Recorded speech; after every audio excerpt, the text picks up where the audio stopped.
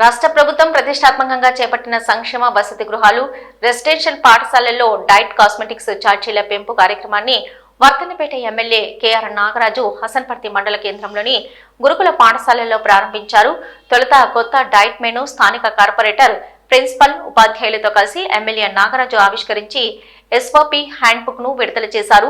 అనంతరం మాట్లాడుతూ చదువుతో పాటు నాణ్యమైన ఆహారాన్ని విద్యార్థులకు అందించడమే ధ్యేయంగా 8 ఏళ్ల తర్వాత డైట్ ఛార్జీలు, 16 ఏళ్ల తర్వాత కాస్మెటిక్ ఛార్జీల పెంపు జరిగిందని అన్నారు. పెద్దపల్లి జిల్లా కాల్వ శ్రీరాంపూర్ మండల కేంద్రంలోని పాండవుల గుట్ట సమీపంలో అయ్యప్ప సేవా సంఘం ఆధ్వర్యంలో నూతనంగా నిర్మించే అయ్యప్ప టెంపుల్ కు భూమి పూజ నిర్వహించారు.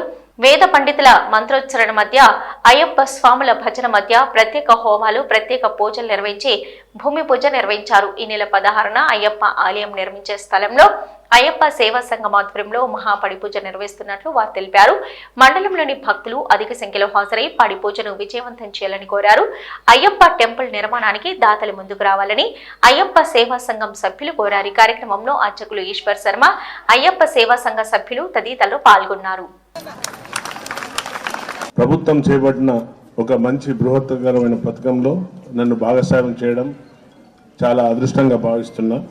డైట్ అంటే అమ్మ, ఈ ప్రభుత్వం వచ్చినాక మా తల్లులకు చెప్తున్నా, మన పిల్లల కోసం ప్రభుత్వం తీసుకున్న చాలా పెద్ద ఎత్తున ఒక స్టెప్ తీసుకొని వాళ్ళకు 3వ క్లాసులో ఉండే 3 నుండి 7వ తరగతిలో ఉన్న పిల్లలకు పాతది 2017లో అంటే 2017 తర్వాత పెంచాలి ఇప్పటి వరకు. అసొంటి వాళ్ళకు 950 రూపాయలు ఫర్ హెడ్ ఉండేది. అసొంటిది 1330 రూపాయలు మన ప్రభుత్వం పెంచింది. ఇప్పుడున్న ప్రభుత్వం నెలకు ఒక తలకు ఒక ఫర్ హెడ్ అంటారు. ఒక విద్యార్థిని మీద ఖర్చు పెట్టే ఇప్పుడు 1330 రూపాయలు ఖర్చు పెడుతున్నారు. అలాగే 8వ తరగతి నుండి 10వ తరగతి చదివే పిల్లలకు, మన పాపలకు అప్పుడు 11,000 ఉంటే ఇప్పుడు 1540 రూపాయలు మన పిల్లలకు, మన పాపలకు డైట్ ఛార్జ్ అంటే భోజన వసతి కల్పించడం అన్నట్టు. మంచి ఆరోగ్యకరమైన భోజనము, వారికి హెల్దీ ఫుడ్ అంటారు, పౌష్టికాహారం అంటారు తెలుగులో, పౌష్టికాహారం పెట్టే విధంగా స్టెప్ తీసుకున్నారు. అలాగే ఇంటర్ నుండి పీజీ వరకు కూడా హాస్టల్ ఉంటారు, వారికి 1500 నుండి 2100 వరకు పెంచడం జరిగింది. అలా కాకుండా మళ్ళీ కాస్మెటిక్ ఛార్జెస్ అంటారు. కాస్మెటిక్ అంటే పాపలకు కొబ్బరి నూనె, దువ్వెన, సబ్బు ఇలాంటి చిన్న చిన్న వస్తువులు, పౌడర్, వాళ్ళు పెట్టుకునేది ఏదైనా కూడా కాస్మెటిక్ అంటారు. ఆ ఛార్జెస్ 3వ తరగతి నుండి 7వ తరగతి చదివే మన అమ్మాయిలకు 55 రూపాయలు ఉండే 2008లో పెట్టిన ధరను ఇప్పుడు 175 రూపాయలు ఒక అమ్మాయికి ఖర్చు పెడుతున్నారు ప్రభుత్వం. అలాగే 8వ తరగతి నుండి 10వ తరగతి చదివే పిల్లలకు అంటే 11 ఏళ్ళ పాపకు 75 రూపాయలు ప్రతి నెల ఉండే దానిని ఇప్పుడు 275 రూపాయలు మన పాపలకు పెంచడం జరిగింది.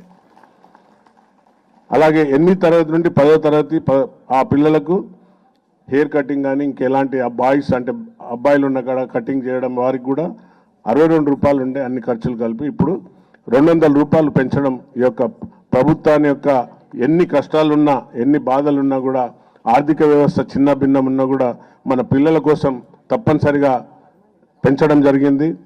I request all the staff members and all the who will going to take care of the food, special in teachers will take care of the food. మీరు ప్రతిరోజు మన పిల్లలు మా పిల్లలు అనుకొని మీరు ఆ